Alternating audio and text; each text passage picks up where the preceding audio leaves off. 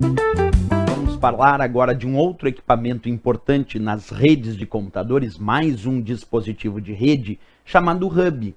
O que nós temos como característica de um hub? Bem, um hub é considerado um concentrador de rede.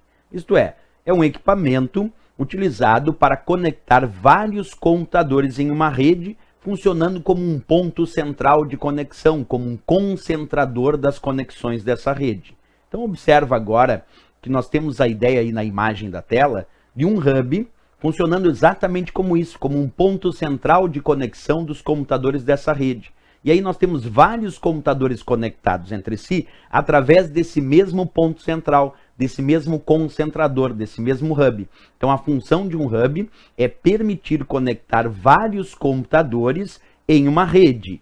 Todos eles conectados aí nesse mesmo hub, nesse mesmo ponto central, nesse mesmo concentrador. Bem, nós dizemos aí, para efeito de provas de concurso, que o hub é um dispositivo que tem um processo de distribuição dos dados por difusão ou broadcast. O que significa isso? Que quando o hub transmite os dados de um computador para outro, ele recebe os dados advindo de um computador de origem e encaminha esses dados para todos os dispositivos a ele conectados.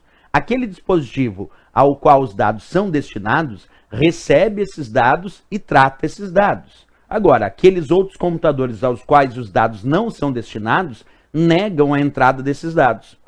Então a ideia é que o hub conecta esses vários computadores em uma rede, mas o seu processo de distribuição dos dados é por difusão ou broadcast. Isso significa, de novo, que ele recebe o sinal advindo de um computador e ele não sabe definir para quem os dados se destinam.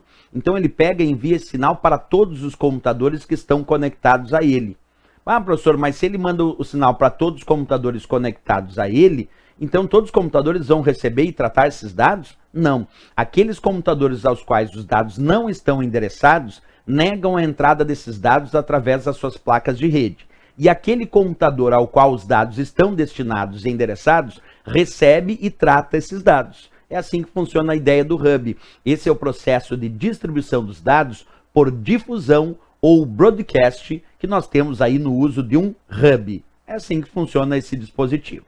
Vamos então à leitura da parte teórica sobre o hub. Acompanha comigo. Conhecido como concentrador, utilizado para conectar dois ou mais computadores em uma rede.